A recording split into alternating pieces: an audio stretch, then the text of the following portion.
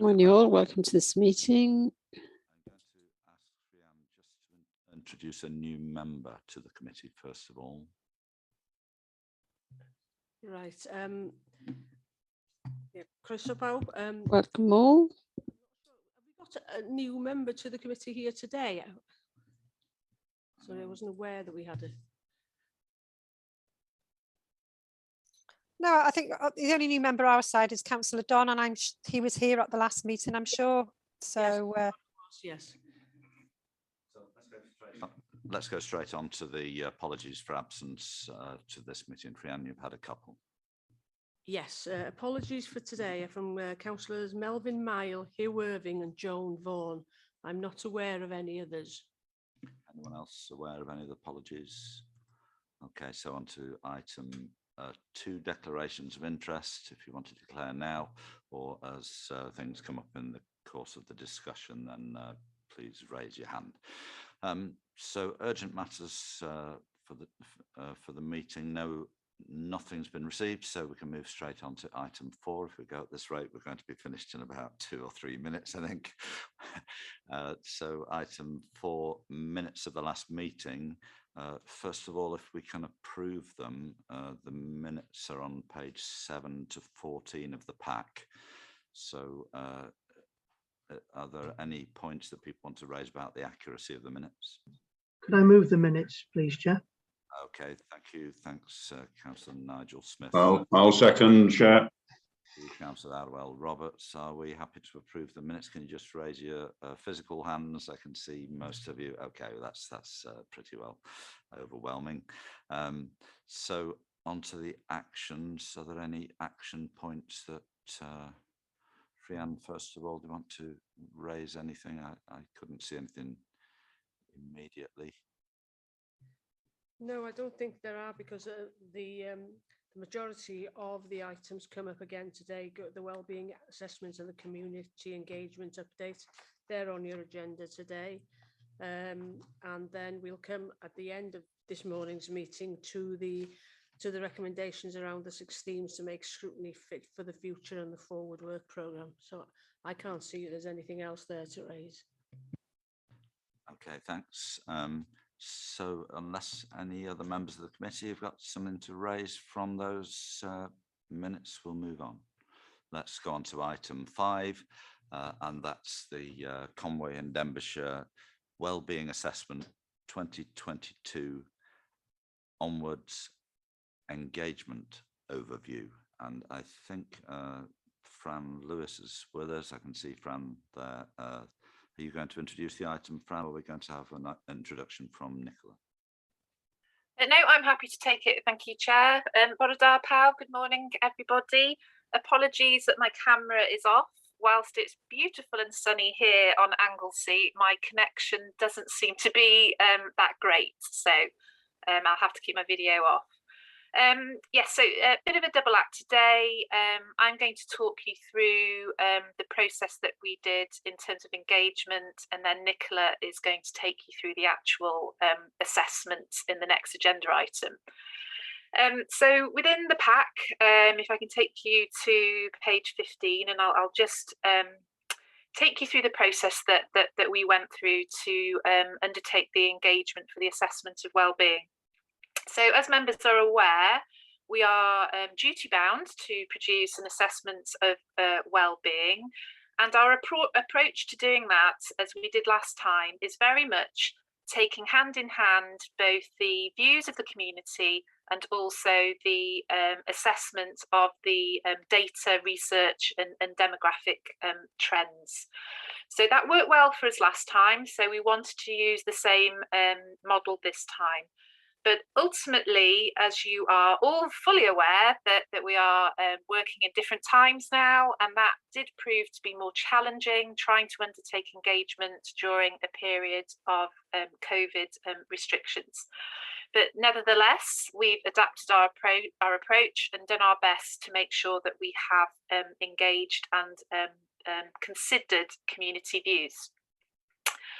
In terms of our approach then, we realised that we needed to do this remotely, but we're very conscious that whilst in general people have very much adjusted to working in Zoom or working on Teams, this has to be balanced with the fact that there is also Zoom fatigue.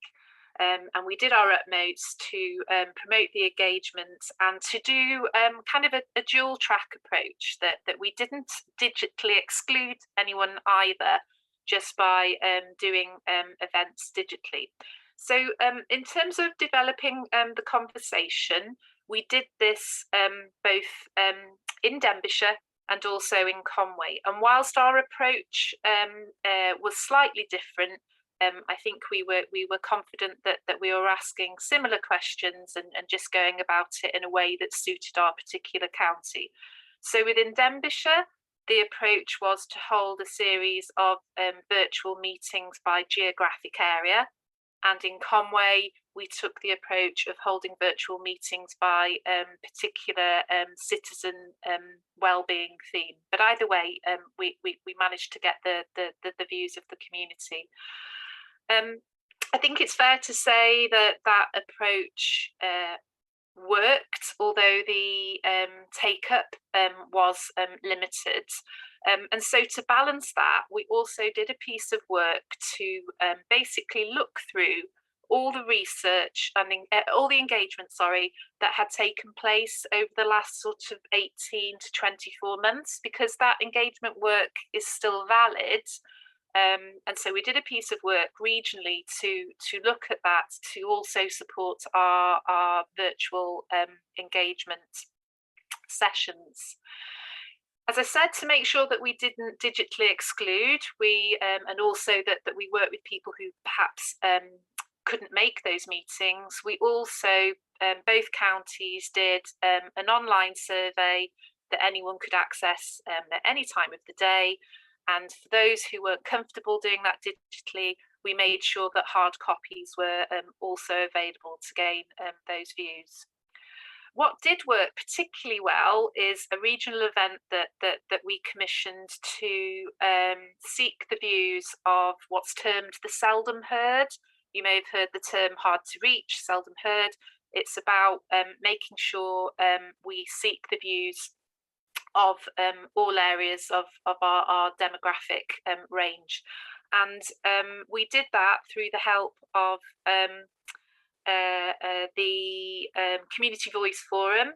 And that was a really successful event where over 40 organisations attended, and we're really grateful to both North West and North East Wales regional cohesion teams who led that on our behalf. It worked really well because they already have quite a strong relationship with these particular groups, and that is something we really want to build on, because in order to really gain the views of the community, as you know, as elected members, to build that relationship and that rapport with particular forums is so important. So we'd really like to continue that approach.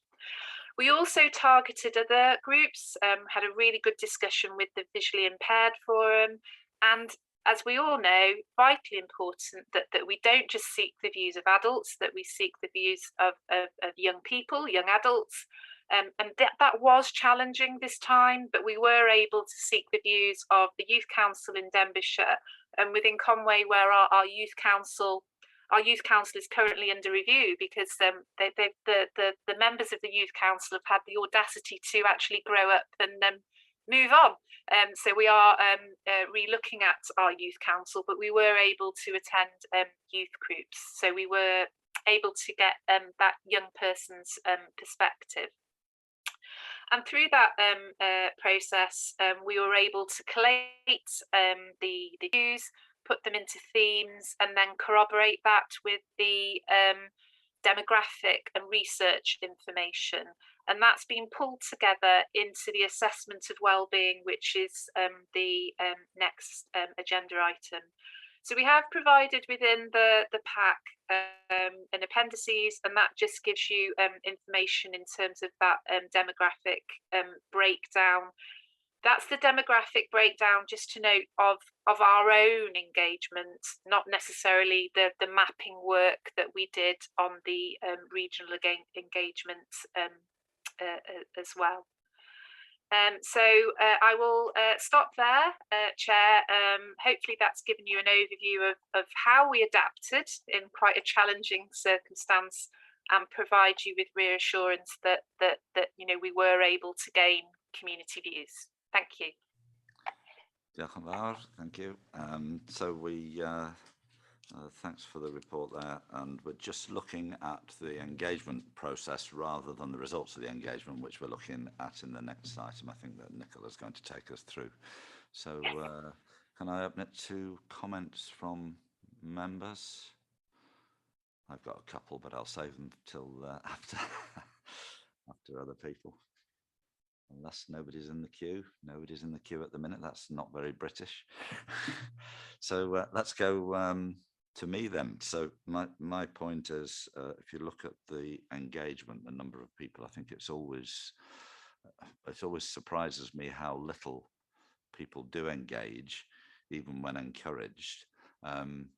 Having said that, I don't engage very often on questionnaires that I'm asked to do either, but it's always sort of quite a shocking, really, a shock to me that so few people engage. But looking at the engagement from Denbighshire and Conwy, you said that it was carried out differently by each authority, slightly differently. And just one of the striking things is that in Conwy, there were 46 males and 23 females that commented. And in Denbighshire, there were 34 males and 50 females. So the representation seems to have reversed for Denbighshire and Conwy. Is that because of the difference in the way that these things were approached, or is it that if you're male and you live in Conwy, you've got a lot to say for yourself and you've not got quite as much to say for yourself? I don't know. I'm not sure what the reason is for that, but I don't know if you could comment on the differences of the engagement, and that obviously, both of those together, the best bits of both of them would mean a good representation of both male and female. Yeah, I think the simple answer is we don't know. I mean, it is a small outturn, and I think in terms of advertising and promoting the events, we used a very similar model because we have the same sort of overview of stakeholders that we contact. We both used our social media platforms. We obviously encouraged participation via elected members helping us promote it, and also through town and community councils. But I think it's very difficult to draw any particular conclusions in terms of the breakdown.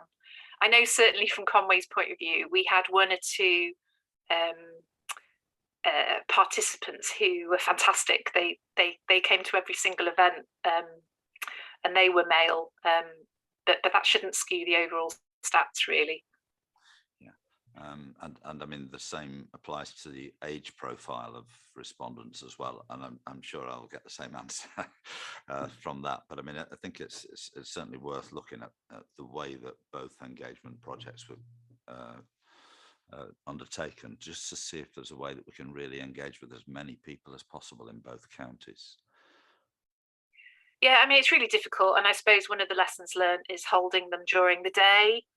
We did try, again, speaking from Conway's perspective, because that's the area I covered, to hold some meetings at different times, and also particularly on our theme for education in the evening, to try and encourage particularly parents.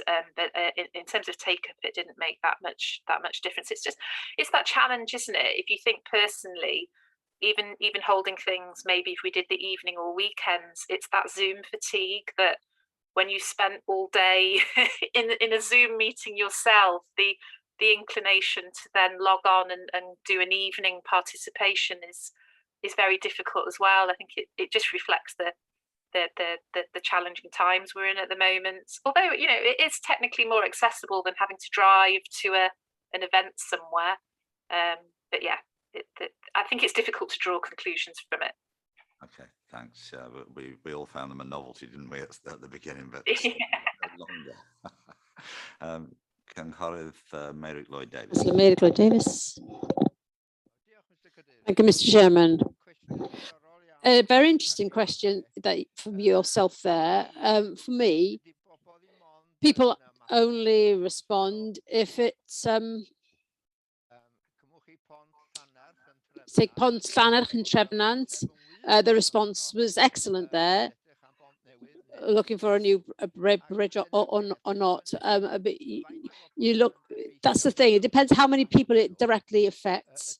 Are they, whether they're going to respond or not? If they're not interested, then, you know, they don't respond, do they? And you'll see, and I'm sure that Nicola sees this quite often in Denbighshire.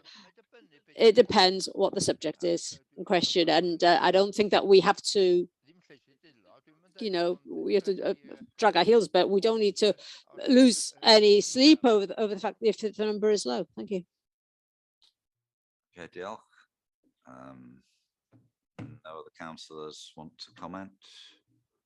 Nigel, Councillor Nigel Smith. Thank you. Well, I totally agree with Councillor Merrick. You know, the officers have gone out. They've facilitated the opportunity for the residents to give their opinions, either digitally or on these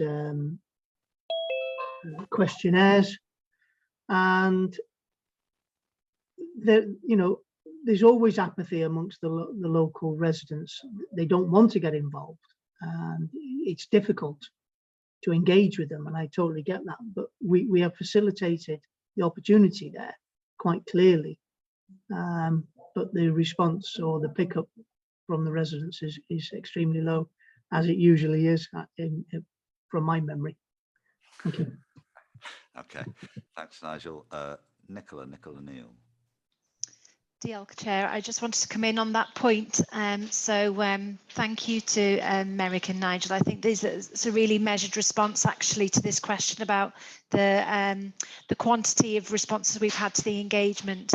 And I think also to add to that, what's important as we carry on our work as a PSB is not just the number of people who've engaged with this one-off, once every 5 years county conversation approach, but I think a useful question for Scrutiny to explore in future is how we engage and consult and involve our residents in designing solutions in the future as our wellbeing plan evolves. So I really want to give a message that this isn't a one-off exercise. Consultation is something that we're and engagement is something that we're committed to the work that we do. So yeah, that's the key point I really wanted to raise in response to those comments. Diolch. Okay, thanks, Nicola. Councillor Liz Roberts. Yes, thank you. I think it's doing it during COVID. It has opened up opportunities, as Nicola says, when we revisit it again. We have got the opportunity of meeting socially, networking, or doing it by Zoom. You know, this kind of platform. So for next time, we've got, you know, different opportunities, haven't we? So we have learned something through this COVID period.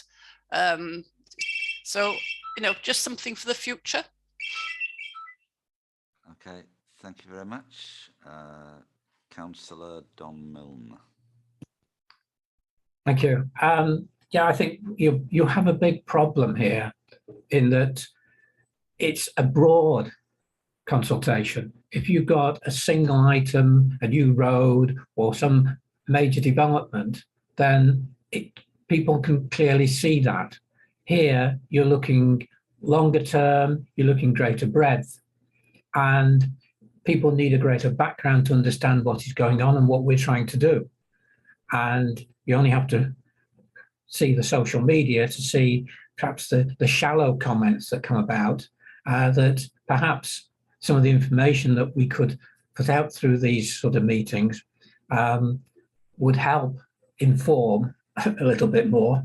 But again, I think we're waiting until we can have more personal presentation, perhaps the kind of idea of, a drop-in workshop in a town centre where people are about and around and maybe want to spend just a few minutes saying, oh, what's this about?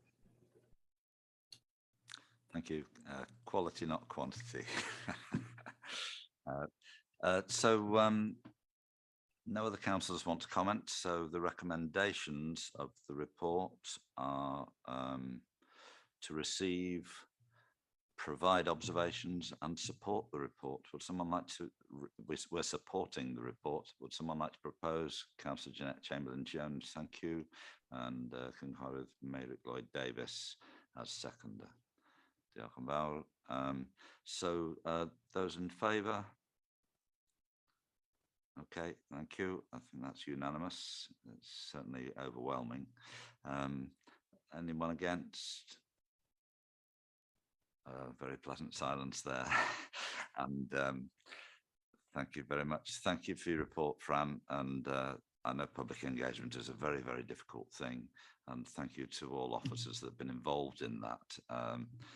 And as some councillors have mentioned, we don't get a problem getting opinions when we walk down the street, that's for certain, on just about every issue possible. So, okay, diolch yn fawr. So moving on to the next item on the agenda, item number 6, and this is the actual report, and Nicola is going to take us through. Diolch, Chair. Bore da pawb.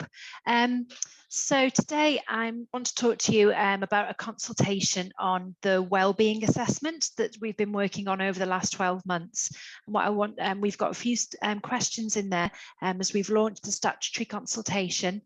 So I'd like to discuss with you your thoughts and your responses to some of those questions. In terms of the wellbeing assessment's contents and also how we might usefully apply it and use the assessment in the future. So today the conversation with you is a really important and a statutory step within the Wellbeing of Future Generations Act legislation. When we produce these assessments, which are a statutory tool, you are a statutory consultee body. So it's an important step in our process to publishing that assessment today. What I want to do today in the presentation that I'll give you is just really focus on an overview of how we've gone about developing the wellbeing assessment to give you assurance about the robustness of the process and the analysis. I don't intend to go into any detail about the actual content that you'll see in the executive summary and that you will see in the on the website that you've been given a link to, but I am familiar with the content and will be happy to take any questions.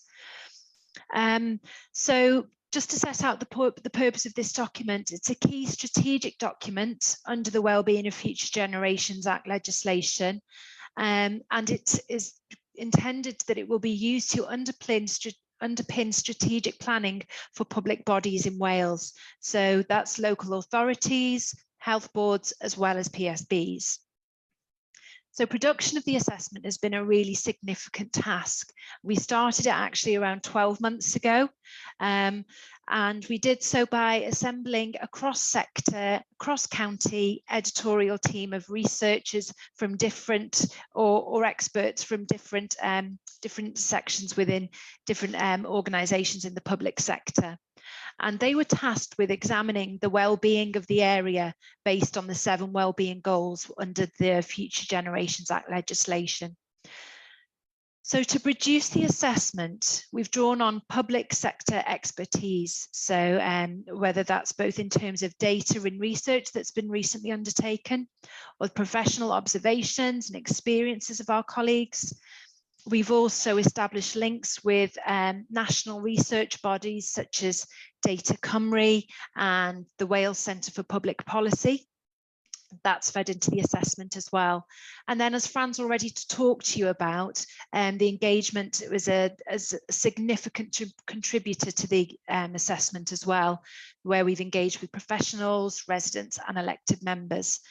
And all of the intelligence that we've accumulated over that time has been used to review and update the existing assessment, and also consider gaps that we might want to highlight. So whether there are any new and emerging issues that weren't on our radar so prevalently when we did this previously in 2017. The research and analysis phase really lasted from January till September.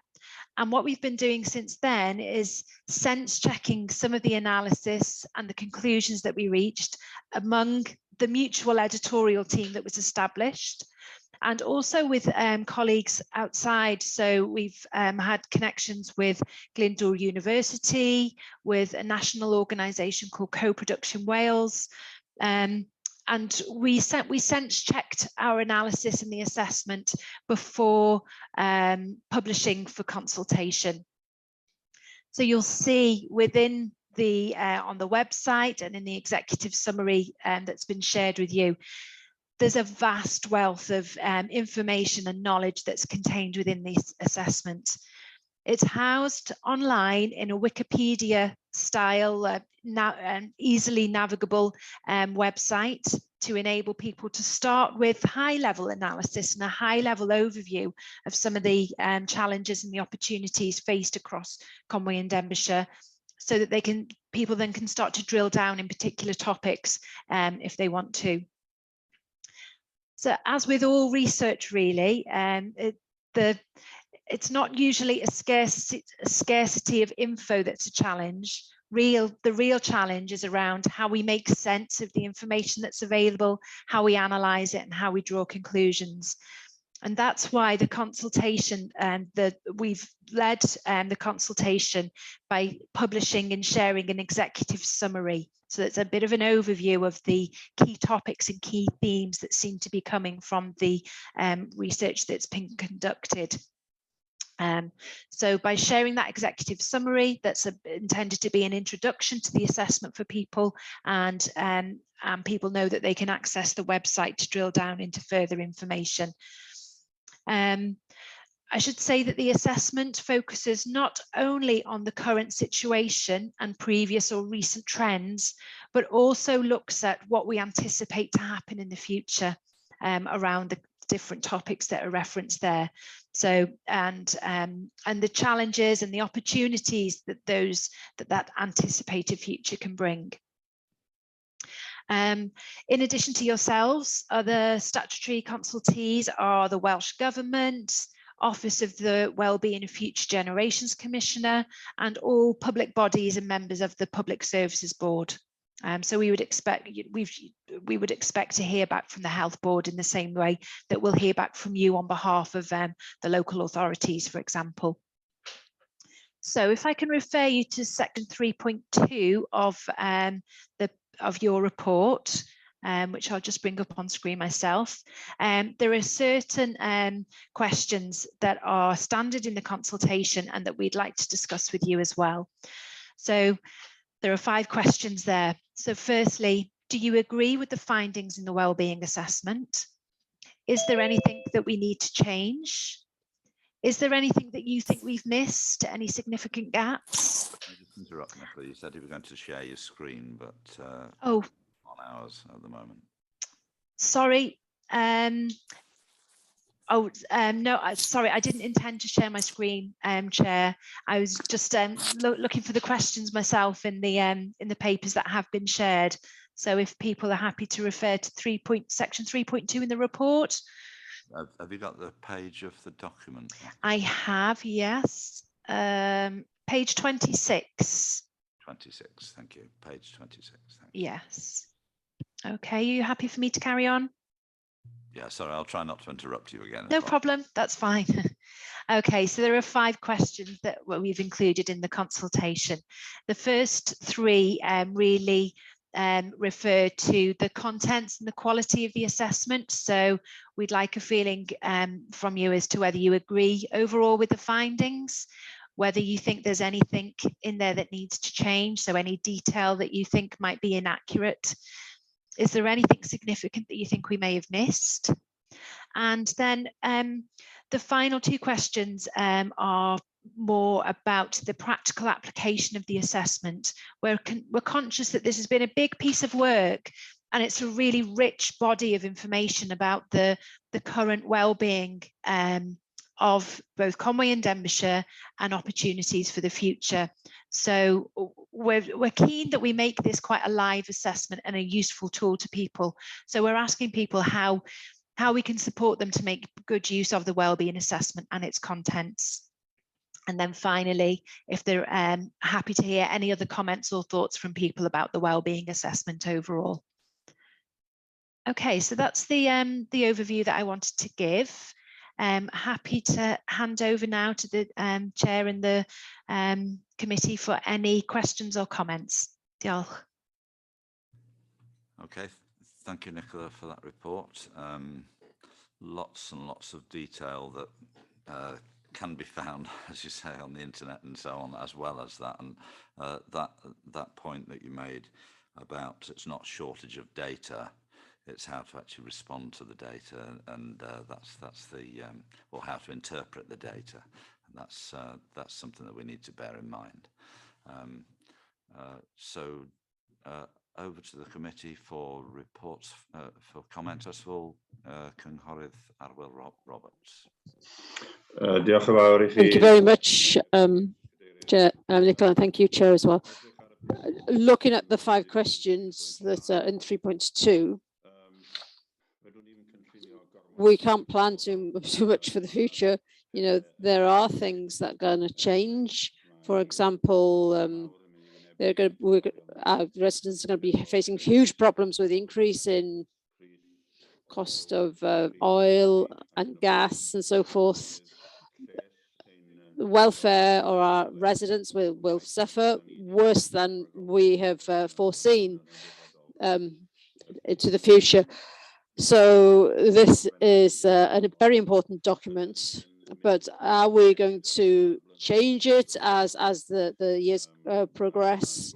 There's going to be huge poverty. We're going to be facing huge poverty in both counties, I feel. So that's what concerns me more than anything. The situation that's ahead of us on the horizon, with so many changes, and possibly maybe I'm looking on the dark side of things, that there might be a war in Europe before too long. Who knows? Thank you. Okay, thank you. That's the impossibility of all these things at the moment, and things are moving very, very quickly on a national scale. Nicola, do you want to make a comment on that? Yes, thank you. We're very conscious actually in producing this assessment, particularly this time round, when we were producing it in the midst of a pandemic, that this time, more than any other times when we've produced these kind of needs assessments and strategic outlooks for the counties, that we're in a state of flux and change at the moment. And so there is definitely recognition that we will need to keep a close eye on some of the conclusions that we've reached so far and review them. And we may do so on an annual basis or as particular pressures emerge. But it's certainly something that where we recognise that there are unprecedented and unique pressures that we're facing at the moment that will make this assessment more dynamic than assessments have been probably over the last 20-30 years. So we will give that consideration. One of the benefits that we think that we've got a unique value about the way that we've presented our assessment is that it's online. So this isn't a document that has been written and would need to go through a whole new publication process. We can keep it live by virtue of the fact that it is a web-based assessment. And if there are key changes in our communities that we need to take account of. I think that, you know, every year we can revisit, do a little bit of a litmus test around about what's happening in the external environment and how that might influence our priorities going forward. And to do that external, that annual horizon scan of what might be happening in our communities is good practice in terms of project program management and strategic planning. We do have processes in place for reviewing our priorities on an annual basis, both at PSB and within local authorities. Diolch, Nicola. Thank you. So over to Councillor Nigel Smith. Thanks, Chair. I don't see much, or I haven't seen anything really in the report about self-sufficiency. And one of my concerns is that as a country and as a resident of North Wales, we don't seem to be self-sufficient, and that has many ramifications. So one of the first things that I was told when I joined the council back in 2012 is that we tend to lose young people from North Wales. So we educate them, we put a lot of time and money into educating our young people, and then the majority seem to leave Wales and only seem to return when they're heading towards retirement time. So we got a big problem there. That has ramifications for communities and for the Welsh language, you know. But we're also not self-sufficient in manufacturing. We have very little manufacturing, so people leave to get better employment. So there's not much in the way of good employment in North Wales because we're not self-sufficient in manufacturing. And then we look at energy supply, and we could do better with that. We have a lot of good resources, water and wind, that we could be doing far better, which would also create further employment than we're getting at this moment in time. So I really think that we ought to look at self-sufficiency. Food is another thing. I mean, Councillor Eva will tell you about farming. I don't want to talk about farming because I don't know much about it, but I know that a lot of our projects... Sorry, has somebody got a radio on there? ...comes from away, and we need to address self-sufficiency. Thank you. Thank you. Thanks. Yeah. So over to Nicola. Yes, thank you. I think they're all really important points in terms of opportunities for us to identify in our communities going forward. I think within the executive summary and deeper down into the assessment, there is reference and headings around the ageing population and the young people headings as well, around the fact that net outward migration across Conwy and Denbighshire is an issue, and especially net outward migration of young people, which leaves us with an ageing population, which leads to a high care cost and lower revenue income as well for local authorities. Yes, and I think as well, some of the points that you've made around manufacturing and energy, certainly within the assessment where we've thought about the opportunities afforded from a green economy and potential for improved home insulation and housing adaptation. These are certainly as well opportunities for us to become more self-sufficient and maybe create jobs as well. Thank you. Okay, happy with that, Nigel? Yeah, just, you know, we had locally, we were looking at installing some railings in one of our local parks, and they're coming from China, and there's a delay, and you're just thinking, why aren't they being brought locally? Denbighshire did a wonderful harbour development here in Rill, but I believe that all the concrete blocks and everything came from Southern Ireland. So there are issues that are affecting local employment that we could be doing far better with. Okay, thanks. Just to say that Llangollen is having a renovated high street at the minute, and the stone is coming from Yorkshire and the slate is coming from the Horseshoe Pass, which is fabulous.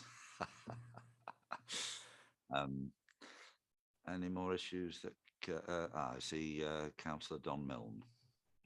Yeah, following on to Nigel's comment, I think we have to look at the broader picture to some extent, in that we all have advantages for certain particular resources, and we can make use of those.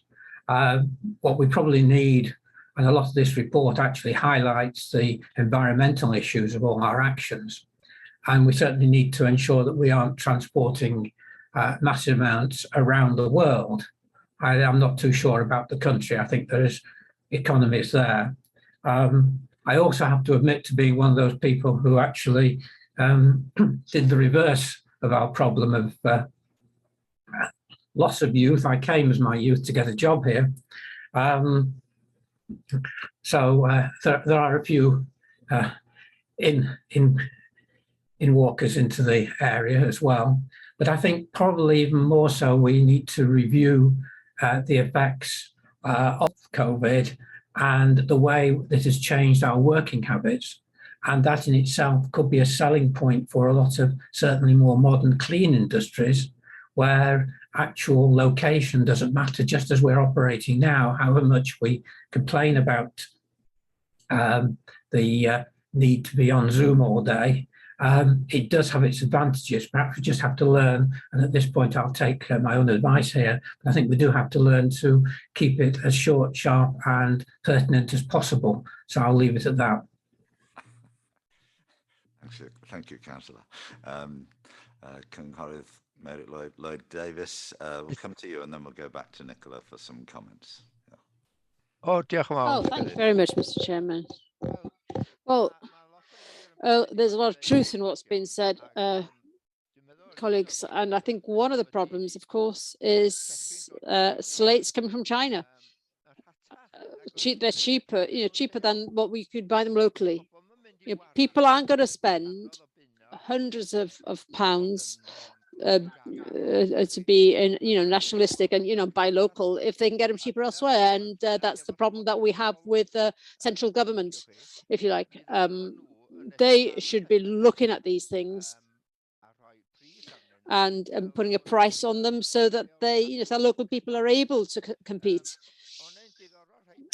It's interesting, some years back now, a council in Gwynedd wanted to say that every application had to use Welsh slate, Carnarvonshire slate, as it was back then, but that was rejected by the government, that it wasn't competitive.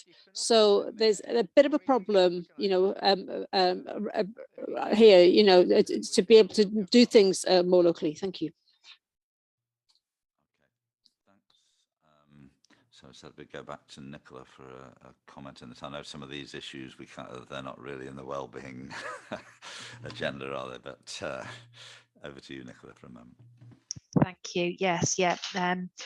Just reflecting on some of the messages that we've heard. I think you're probably right, Chair, that they're not directly corresponding with the wellbeing assessment, but nevertheless they're important considerations that we can catalogue and that we can feed back into the PSB as it starts to develop its wellbeing plan, which it will do as a result of this assessment. So happy to hear views, and we can, as I say, we can take them on board and feed them into PSB. Thank you. Nigel's coming back in now. Is it on the same topic, Nigel? Yeah, just on what Councillor Merrick was saying regarding the cost of items. We're on this big green agenda, nationally, internationally, locally, and I know for a fact that our officers are looking at the carbon footprint of not just our facilities and what we do, vehicle wise, but we're also looking at what we purchase, the carbon footprint or effects of what we purchase. And, our residents are really concerned about global warming and the issues that it's bringing forward. So it's a big thing. And no matter what we do, it will have a cost. We all understand that, it will have a cost, but we just we just need to get in that mindset that we can't just be buying from the other side of the world because it's cheap. Because the problem with that is that you lose employment, tax coffers revenue for the government. Welsh language is affected. You know, we can see it. We can see it happening all around us, and by making the simple choice to try and get everything as local as we can make a big difference. And it is a simple choice. We've just got to grasp the bull by the horns and do it. Okay, thanks. I think that point's been well made there. Thank you. So we'll go to Councillor Chris Hughes, please. Thanks, Chair. It was on the same subject, and yes, I get that it has been hit a lot, but you know, we talk about well-being, and employment is a huge element of well-being. It is enormous, because if you take people's livelihoods away from them, it affects their mental health to a huge degree.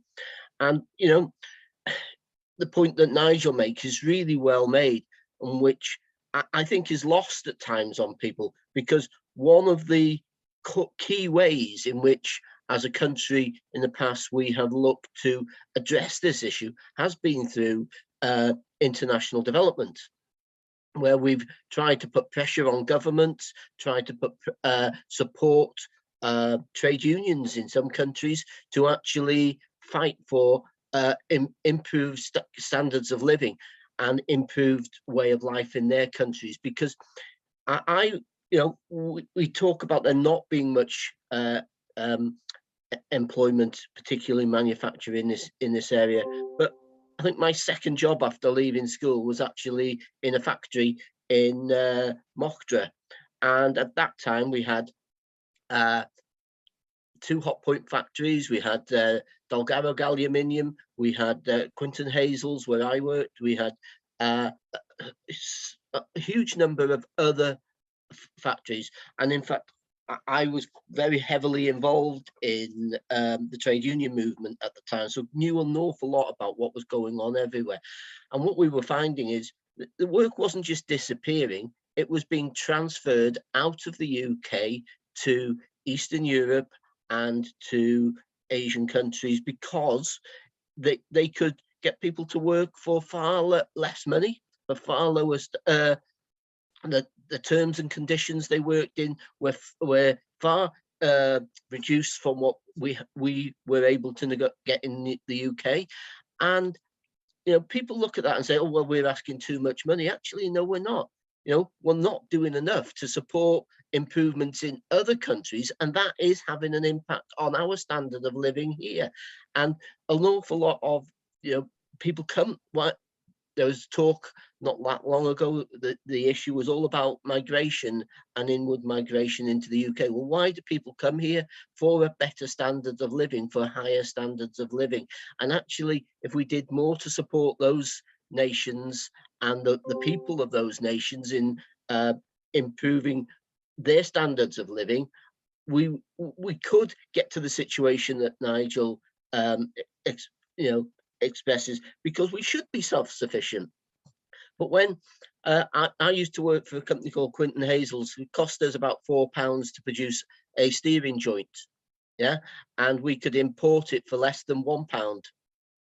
You know, and that's the sort of thing you're up against. We can't just turn around and say buy from our own, because people won't, industry won't. We have to start looking at the building blocks of why that happens. And it does, when we talk about future generations, and when we talk about all of that, everything, because we live in a global economy now, things that are happening on other parts of on the other side of the world significantly impact what we are able to achieve here from that perspective. Because at the end of the day, industry will only ever buy where it can make a profit. Yeah. Okay. Thanks, Councillor Hughes. I mean, that goes right across all industries, and it is linked to well-being, as all our speakers have said, and I'm sure that Nicola's noted those points that have been made. Do you want to come back on that, Nicola? We've got Liz Roberts wants to come in next, but do you want to say anything further on that? I was just thinking, actually, Chair, that I'm sure if the Wellbeing of Future Generations Commissioners was listening in, I'm sure it would be music to her ears to hear some of the conversations here, because the key message from that office really is about economic wellbeing not being the be-all and end-all, but encouraging us to take a much broader view of wellbeing. Okay, thank you. Councillor Liz Roberts. Thank you. Well, I'd just like to say thank you very much indeed to the officers for putting this report together. As you say here, there's a huge amount of detail. I'm chosen to summarise the 60 or so topics into 7 wellbeing goal summaries. And I think this is where the wellbeing goals that we have set ourselves through the Future Generations Act is very useful. It enables you to focus on what we need to focus on. I think, you know, there's some very valid points made this morning, but one of the questions asked is, will we use this wellbeing assessment? And I think from what the comments have been made this morning, yes, this will enable us to look at the various goals that we've set ourselves and to see how we can make a difference using those 7 wellbeing goals. So I think, yes, we will use this needs assessment. And I think when we put together the population health needs assessment for North Wales and wellbeing assessment together, it gives us an opportunity to see how we can take North Wales forward, and especially Conwy and Denbighshire. So thank you very much. Thank you. Just to add to the point about the Wellbeing of Future Generations Act, I certainly, when I became a councillor in 2017, I looked at that act, and it really was quite inspirational, really, that all decisions have to look back at the act, and it goes right the way through the PSB and everybody, doesn't it, in the public service. So it is really important, and it is important to see the interlinking of well-being of people in their homes with where the things that they're buying is actually made. So yeah, a good discussion on that.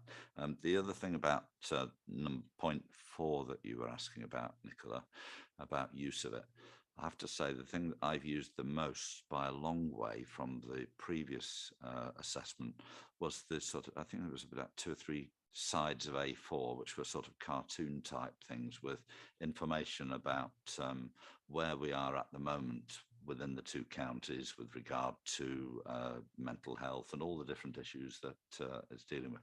And that was so useful because it's easy to carry around with you, and it's not too grand a document to sort of be really fully up on, but you just have a quick glance at it and it reminds you about the real poverty that does exist around us and that we meet in everyday life, and the extent of that right across the 2 counties. So that for me was the thing that I continue to use now and look forward to using the new one when it comes out. Any other councillors to comment? Okay. Chair, excuse me, sorry if I could just come back on that point, actually, just to inform the committee that we are actually in the process of commissioning some infographics to help people to focus in on some of the key findings in this assessment. So that's really good to hear that that was really useful and practical for you as well. And yep, you can expect to see something like that in the near future. Thanks. I didn't know the term infographics, but thanks for that. Yeah, yeah, really useful stuff. That thanks, Councillor Jeffrey Corrie. Sorry, Chair. I thought I'd take my hand down. Some of the issues going to say have been spoken on, particularly with Chris. I do understand where he worked and the time, 30 odd years ago, 40 years ago.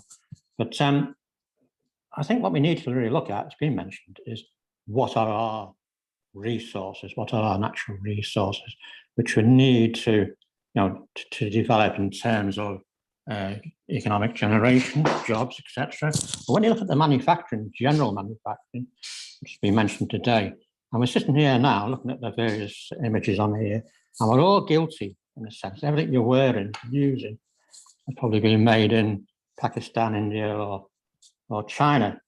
And just take that point Chris made about migration of industry. I remember well the industries he talks about because I worked in them. When you go into places like China, for instance, or Pakistan, where a year's wages here, a week's wages here is what they earn in a year if they're lucky. So back in your time, Chris, maybe £150 a week is what they earned in a year. Now, industry, as you know, has shifted. One of the reasons when you bring product in ready for the shelf, cheaper than what you can buy the raw materials for, you just can't do it. But I think at the end of the day, it's a shift in culture. Most of these countries that have, hundreds of years culture, you ain't going to change. And the only way we can really improve our area, as I say, is what can we offer, what can we do, whether it's high-tech industry or our natural resources.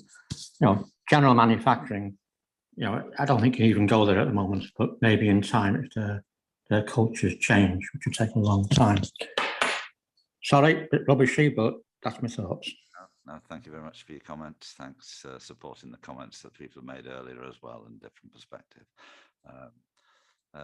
Councillor Nigel Smith. Yeah, interesting comments there from Councillor Jeff. And, we all can see the ramifications of purchasing from countries like China, where they're building up their armies and causing issues in their territorial waters. And then we've got, obviously, Russia, who, some parts of, well, not our country, but some parts of Europe are heavily reliant on for their gas and the issues that that's causing.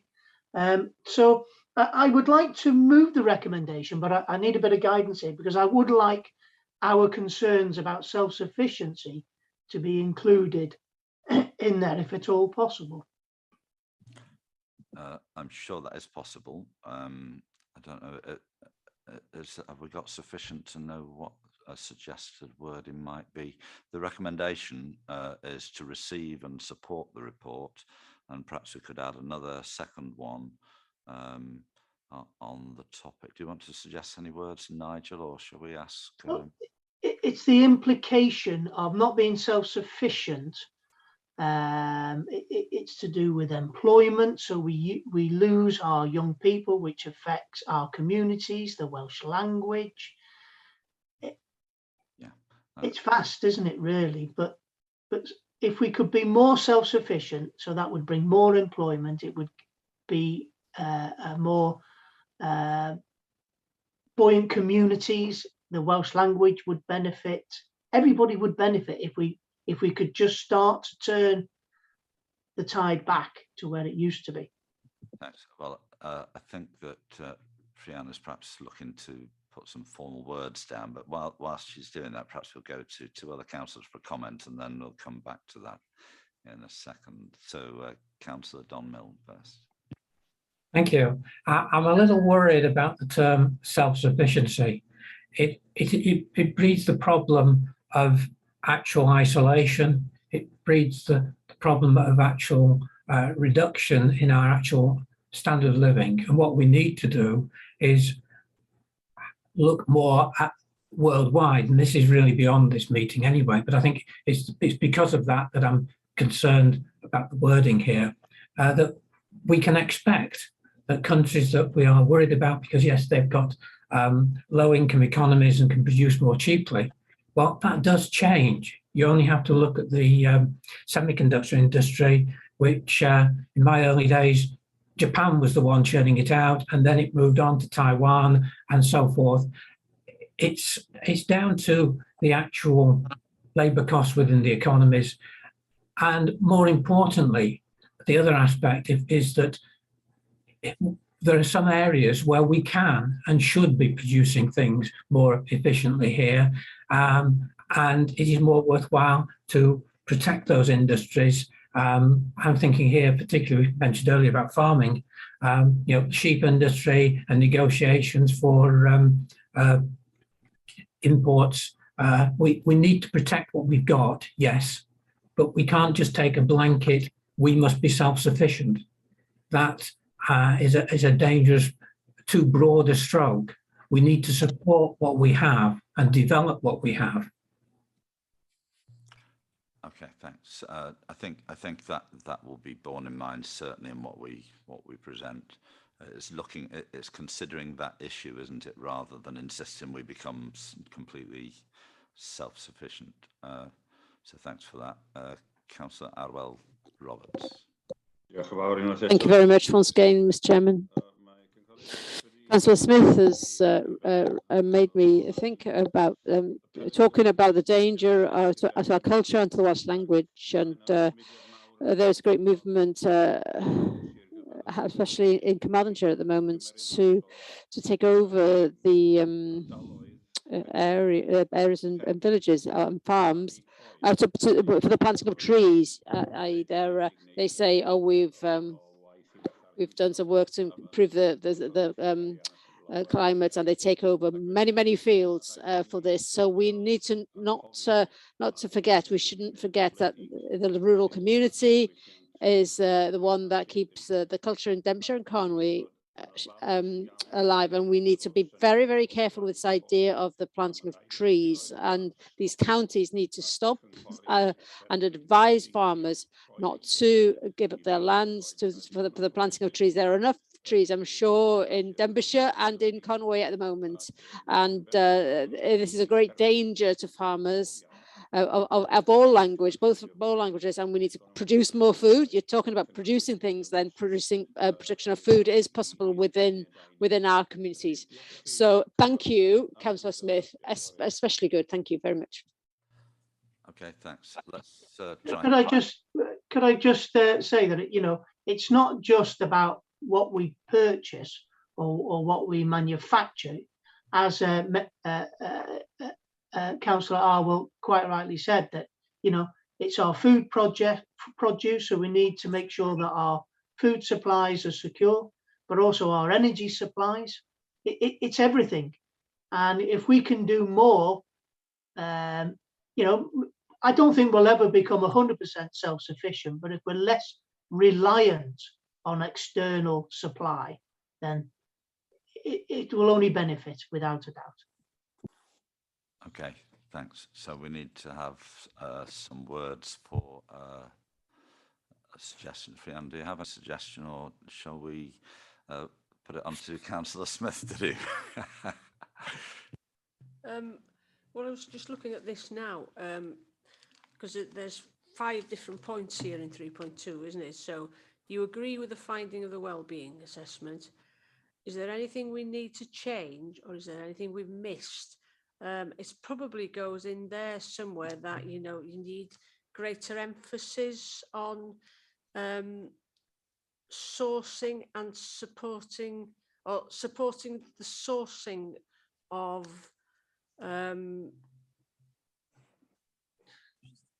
resources as local as possible, so that it does not have a negative impact on local communities, on employment, language and culture, and supports the development of those fields, perhaps something along those lines. Also, it's the environment. We're all mindful of the carbon footprints of all our produce, so it's many things. It's a vast, broad subject, isn't it? But we need to be less resilient, less reliant, should I say, on external supply, and that will bring down our carbon footprint, create employment, give us food and energy security, help the Welsh language.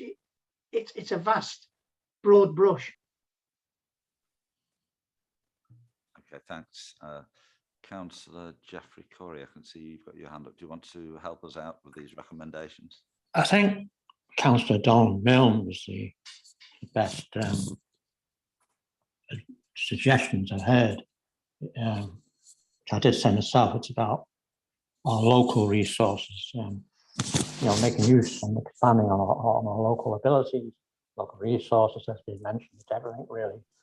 But if Councillor Don Milne could repeat what he said, if we can remember, it's not a global, it is a global thing. We ain't going to change the global situation, but we can contribute towards it. But if Don Milne, if Chair, could just put that, what he said, it was quite the thing, what he said. Thank you. I think it was just the last part of what he said, wasn't it? Yes. Can you repeat what you said, Councillor Milne? Can you remember? Good point. I think it was more a case of making best use of our own natural strengths. It's that kind of concept. And I suppose I don't like to use the word protection, but certainly we need to ensure that we do not lose any of our unique elements. I'm sure somebody can put this a bit better. It's the kind of thing I'd want to sort of write down, go away, come back an hour later and say, yes, those words need swapping around. Because it's not something I see that we need to add a great deal, except we do need to make, I suppose here it's really a matter of making the most of our own natural talents and resources and abilities. Okay, thanks. I think Nicola Neal may have some wording. Right. Thank you, please.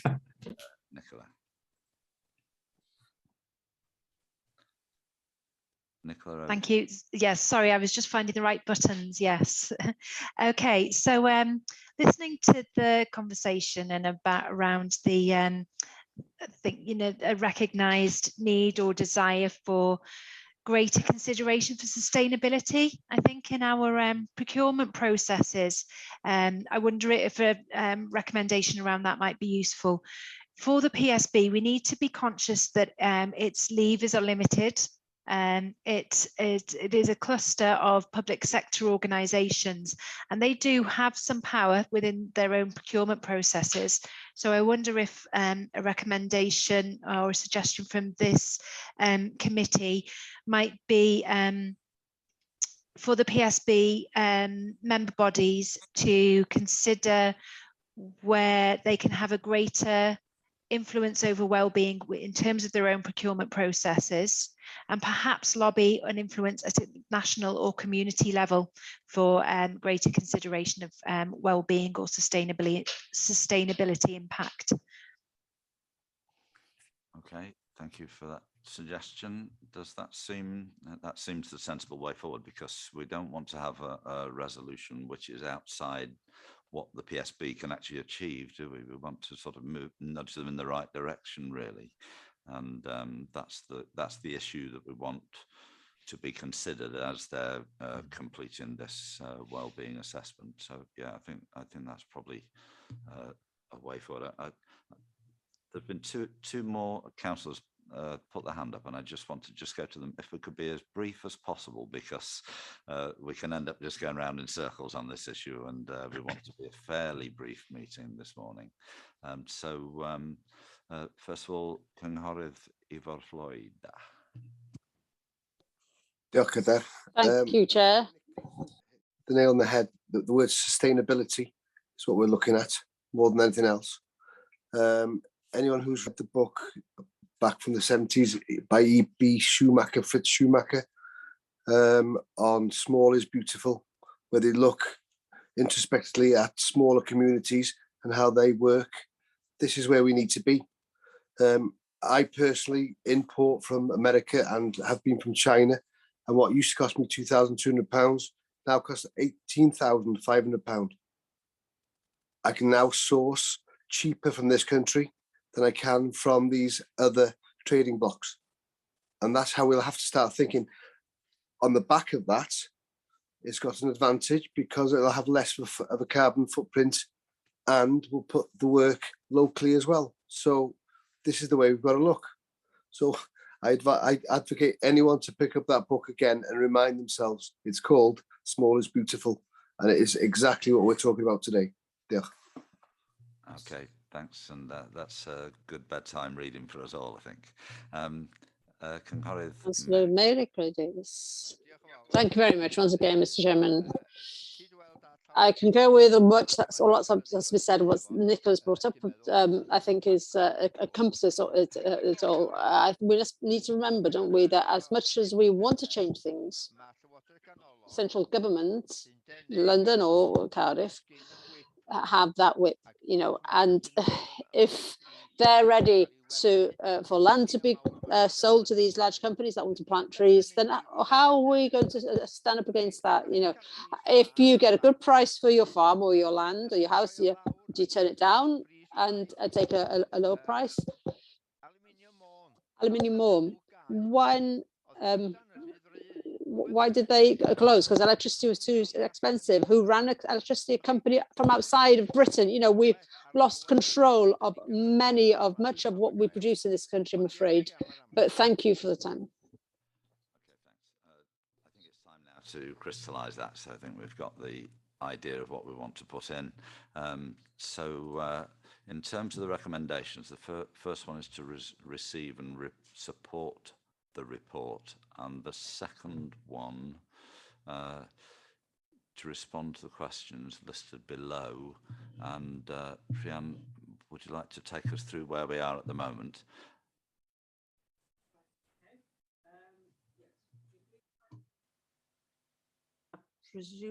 I'm presuming there that everybody is in agreement with that one. Is there anything we need to change, or is there anything we've missed? Those two, I think that's where this recommendation around the PSB partners are asked to consider where they can have greater impact on the well-being by through their procurement processes. Is that what you want to add in there? I think that's the gist of it, isn't it? I wonder if the committee would agree that if we had a form of words, yeah, we understand the debate and what the desire of the committee is, yeah, and that could be formulating the exact words with Nicola and yourself after the meeting, and then maybe the committee would authorise Councillor Nigel Smith, the Vice Chair, and myself to just say that yes, we agree that that's captured the desire. I think everyone's made it quite clear what the intention is, and I think everyone's alluded to this as well. Trying to make up resolutions by committee is probably the most difficult thing that you could possibly do. So I don't know if the committee would be happy for us to proceed on that, because we know exactly what we want to say. It's just getting those exact words to fit in. Are we happy with that? Mr. Cadere. Okay. So, move, Mr. Chairman. You're happy to propose the? Yeah. Okay. Thanks, Councillor Mary Lloyd Davis, happy to propose, and Councillor Nigel Smith, happy to second. Can we see all those in favour, please? And anyone against? Okay, thank you very much. So that one is overwhelmingly carried, if not unanimous. So we'll get those final words to the Chair and Vice Chair for confirmation, and then we can circulate those to the rest of the committee. Okay. Thank you, Nicola, for bringing the report to us today. Always a difficult task because it covers such a vast area, but I think you can see from the debate the way that all councillors are thinking about how the well-being can be improved in the county by considering this issue alongside all the many other ways of dealing with such vast issues, and well-being is such an enormous area. So diolch yn fawr, Nicola, thanks for coming today. Diolch pawb. Look forward to seeing you in future meetings, I'm sure. Okay, thank you. So let's move on to the next item on the agenda, which is the Conwy, sorry, it's the Forward Work Programme, which is on. feedback from the apologies, workshop, apologies, missed it out. It's the feedback from the workshop. Just to put everyone in the picture, the councillors in the committee had a pre-meeting which we discussed the role of this committee, and we've come up with a summary of what happened in that meeting. So we should all agree that it's a correct record, of course, because we've just said it ourselves in the previous meeting. But just to put it on the record formally of what our discussions covered. So over to Fiam yet again. Yeah. Okay, diolch yn fawr. Thank you to Dawn as well, because while we were discussing this morning, Dawn was busy typing away, so she sent a summary over to me here. Now, we went through the role of the committee, because as you know, Wales Audit, or Audit Wales as they're called now, wanted us to have a look at what we're supposed to be doing and where we're going in future, basically. So we looked at the role, and everybody agreed that we know the role of the committee, and over the years that we've been we've been trying to gain an understanding of the PSB and the partners work as part of the PSB and the benefits to them of being part of the PSB. But of course the pandemic hit and it's affected everything, including our meetings and managing to get partners to come to us because they've been put on COVID duties. So we looked at the powers we've got and what's possible.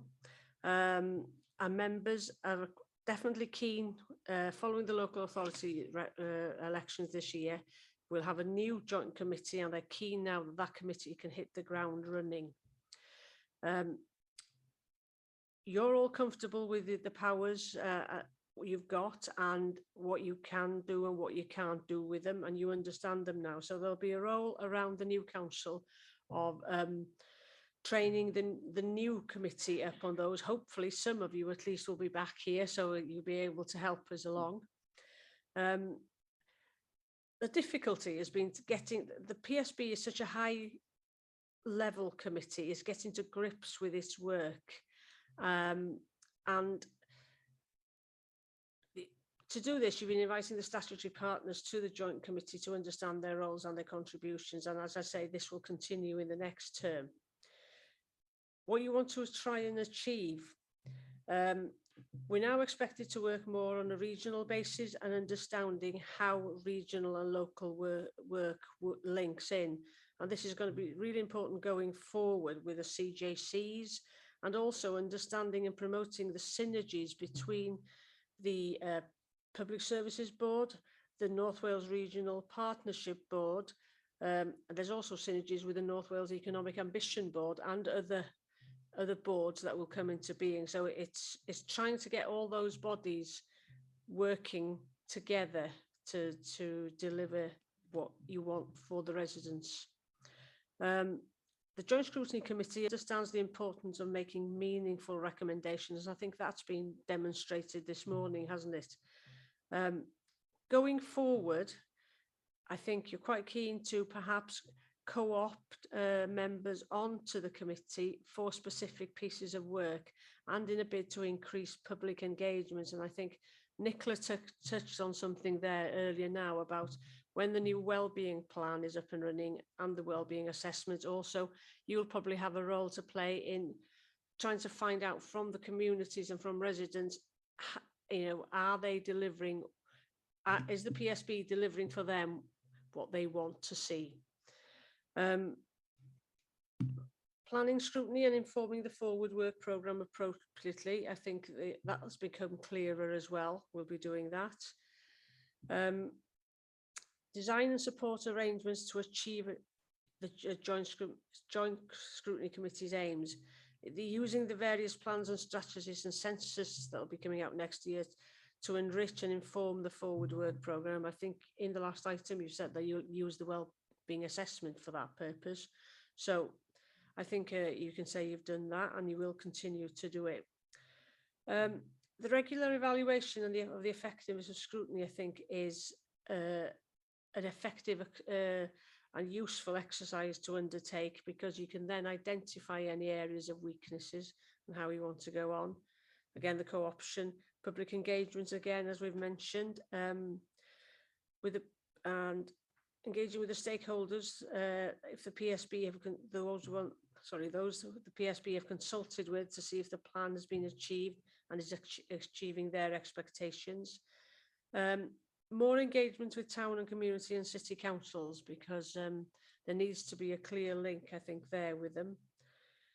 Going forward, perhaps engaging with some of the invited participants to the PSB, which is again the town and community councils and other voluntary organisations. And to go about perhaps having pre-meetings with the chairs and vice chairs ahead of the meeting, and to discuss the formality of the meeting, but also perhaps to give invitations if they wish to join for other joint scrutiny committee members to those meetings, to see, you know, what lines of questioning or what areas they want to look at on the development of the forward work programme. And also perhaps that in future the chair or the vice chair of the Joint Scrutiny Committee are given an opportunity to present the minutes of their meetings to the PSB itself, because that would help to build a link between the PSB and yourselves and to strengthen the relationships. I'm not sure if Dawn has noticed I've missed anything out from there. No, I don't think so. I was just going to mention the minutes to the PSB. So no, I think that covered it. I don't know whether members have got any more comments to make on that. Okay, thank you very much. I also had that point down as well, Dawn, and I was going to raise that, and glad you said that right at the end, Fianna. So thanks, that's a really good summary of what we discussed. Thank you very much for Dawn and Fianna for doing that, as always. I mean, that's just a report back, isn't it? So we don't need to actually have a resolution or anything. Well, on that, if you all agree, that will go into the minutes, and then there'll be an opportunity then for the chair or the vice chair to report it to the Public Services Board next time. Yeah, are we all in agreement? Okay, thank you very much, thanks.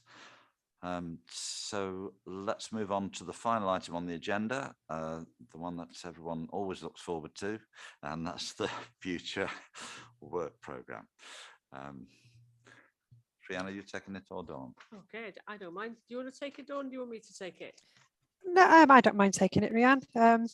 Yeah, so the forward work programme there on pages 83, 84 of your pack. So as we did, I think we discussed this previously, we've got a meeting, I think, scheduled for the 11th of March provisionally. It's not showing on the forward plan, but I think this originally was for the wellbeing and assessments. So I don't think we've got any statutory business to cover. And also with the looming pre-election period, do you think it would be best to cancel that meeting on the 11th? So I need, obviously, for you to have a think about that one. And then also, as is in the forward plan, obviously we'll have a new administration post-elections. So what myself and Rianne are intending to do is give a training session probably late September, early October, because obviously members will be very, very busy with their own induction programmes, and we need them also to have had some joint scrutiny training as well. So we thought late September, early October, we'll put a training session on for new members, similar like the one we did in 2019. And then we'll have our first official meeting of the new Joint Scrutiny Committee in October. So that will see progress of the wellbeing plan. So, and then obviously the late September, early October training will also give an opportunity to have a look at how we can populate the forward plan going forward, based on discussions we've had today, obviously, and yeah, and any other members' ideas, new members' ideas. So. Okay. Happy to take any questions. We just need to make a decision that we're going to cancel next meeting, I think, don't we? Yeah, I'd like to propose that we cancel that meeting on the 11th, Chair. Okay, seconded by Councillor Liz Roberts. Are we happy? Can we please show? Thank you. Yes, okay, that's agreed. So we cancel the next meeting. And the other points, are we going to accept the report? We have a proposer, Adwell Roberts, Councillor Adwell Roberts to propose, and Councillor Liz Roberts to second. All agreed? Okay. Can I ofyn, Mr Cadeirydd, Meirig Davies Can I yma? ask Mr Chairman, Mary Davis here, that we are able to set a date in October for the new councillors, whoever they are, or to, you know, the returning councillors, so that the councils are able to set their own dates, you know, for the different committees that we have, you know, as in Denbighshire and Conwy. I think Rhiannon and Dawn will come back. Yes, both Rhiannon and I have we were discussing this yesterday, Mayrick. So it's on our plan to get because we're all setting our timetables, obviously. So yeah, we will do that probably for the rest of the year now. So yeah, Okay. We were talking, and we've been, and in terms of that training date, we're just waiting now to see when exactly the training days for both councils are going to come through for that. The meeting itself in October is on the 21st of October. That date is in the council diary. We're also looking, hopefully, to arrange a meeting then in March of next year. And the date is, we're hoping, is the 10th of March, but we need just confirmation of that. Okay, thank you. So we've agreed the forward work programme. Then we know what's going to happen in the next year or so, and let's well, who knows who will be in the committee at that stage, but we'll pass on the baton, hopefully, and hopefully they're in better shape now than a year ago when we were really nowhere at all. So diolch yn fawr pawb, and have a good day, and hopefully see you at another time. Bye. Well,